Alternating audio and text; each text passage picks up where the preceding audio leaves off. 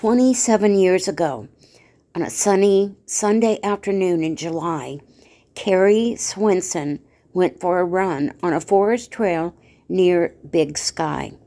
Hoping to spot a grizzly bear she heard was in the area, she had always wanted to see one.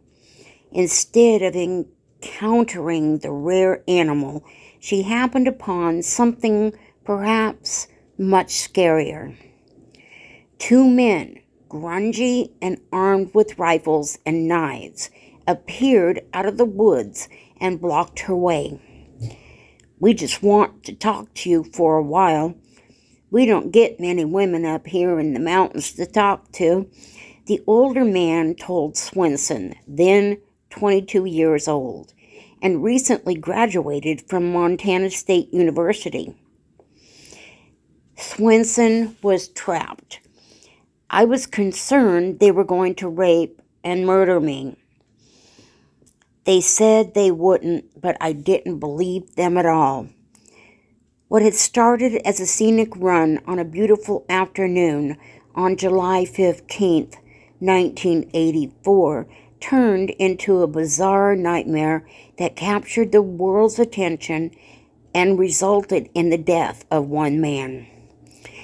Swenson, an Olympic biathlete, a sport that combines cross-country skiing with rifle marksmanship, was pretty with blue eyes, freckles, and waist-length auburn hair.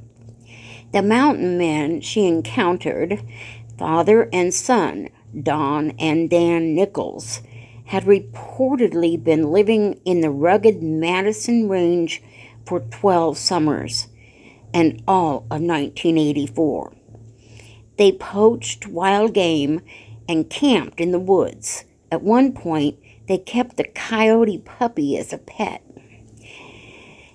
Dad didn't believe in the system, society, civilization.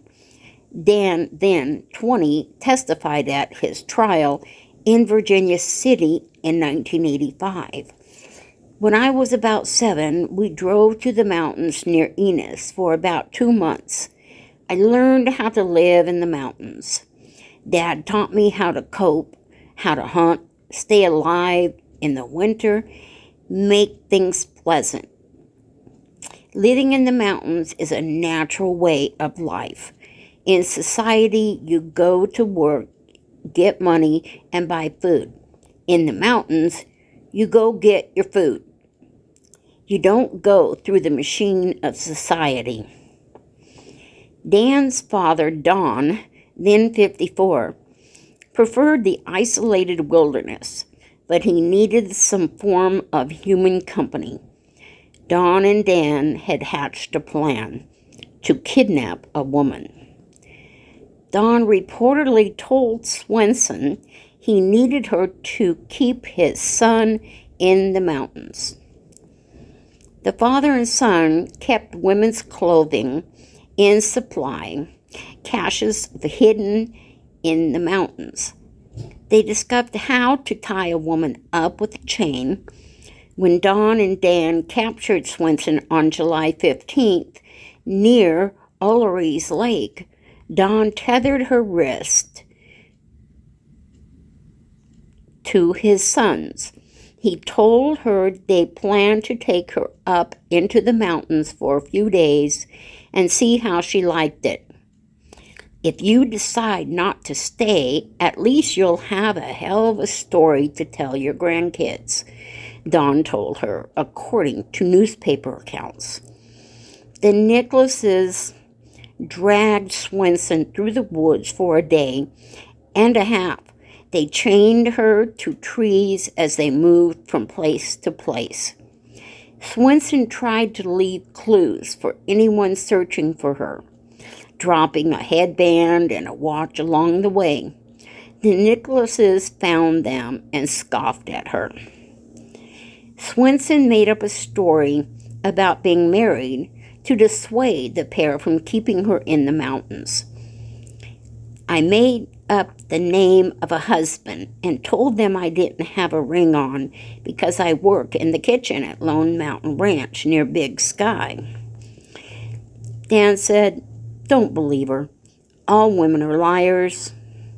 On July 16th, the day after Swenson was kidnapped, the Nicholases ordered her to take off her bright red running shorts so Dawn could rub them in charcoal to camouflage them. He was worried they might catch the attention of rescuers. Swenson was in a sleeping bag, chained to a tree, while stripped from the waist down. She was putting her shorts back on when she heard rustling. Rescuers were approaching from different angles. When Swenson hadn't returned to work the previous evening, her family and friends had formed a search party. Searchers Jim Schwable and Alan Goldstein, friends who worked with Swenson at Lone Mountain Ranch, happened upon the Nicholases' camp near Jack Creek. "Watch out! They've got guns!" Swenson screamed to her friends. "Shut her up," Don told his son. The next thing Swenson knew, she was shot. Dan had shot her in the right chest, sending a bullet through her lungs. "Everything's happening so fast," Don testified. He said it felt like someone was breaking into his house.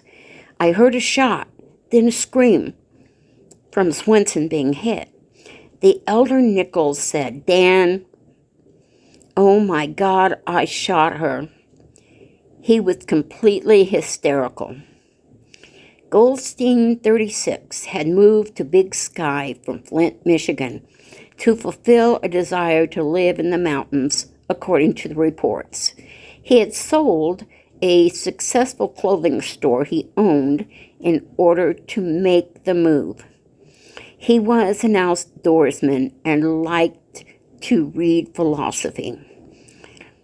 "Give up," Goldstein shouted to the Nicholases, trying to bluff them into surrendering. "You're surrounded by 200 men. You can't get away." Don shot Goldstein in the cheek. Schwable ran to Goldstein, who was dead. Fearing for his own life, Schwable ran. The Nichols dumped a bleeding Swenson out of her sleeping bag and fled. For 4 hours, Swenson lay on the ground trying to keep herself alive. She dragged herself to a dropped pack to find a drink and sleeping bag and tried to signal a helicopter overhead. Schwable led rescuers back to Swenson and Goldstein. Swenson was taken out by the helicopter and underwent surgery at Bozeman Deaconess Hospital. Lawmen searched hundreds of square miles for the two armed men, who had scores of supplies and plenty of caves and hiding places. The search included a SWAT team from Yellowstone County, FBI agents, private trackers hired by Goldstein's family, search dogs, special night vision goggles, high-tech heat sensors, and mounted posses. Yet the men slipped away. After 5 months, a rancher spotted the Nicholases near Bear Trap Canyon, southwest of Bozeman. Authorities mounted a search by helicopter and snowmobile, and on December 13th, Madison County Sheriff Johnny France walked into their camp and arrested them without a shot fired. Juries found both men guilty of kidnapping and convicted Don of deliberate homicide. Mark Rassicott, who would later be elected Montana's governor, was a state special prosecutor in the 1985 trials. Don was sentenced to 85 years and resides in the Montana State Prison in Deer Lodge. He was denied parole in 2007. Dan was released on parole in 1991. Jurors had balked at convicting him of murder, finding instead that he had been brainwashed by his father. Dan was last reported living in southern Montana. Swenson won a gold medal in the U.S. Biathlon Championships in Quebec 6 months after the abduction. She graduated from veterinary school in Colorado and eventually moved back to Bozeman, where she continues to work as a veterinarian, hiking and camping, skiing, and horseback riding. She declined to comment for this story. Swenson's ordeal garnered stories in Time, Newsweek, and People magazine, the New York Times, and newspapers as far away as Germany and France. NBC depicted the story in a made-for-TV movie titled The Abduction of Kari Swenson. The Truth is Stranger Than Fiction Tale is one of the most dramatic news stories to ever unfold in Montana.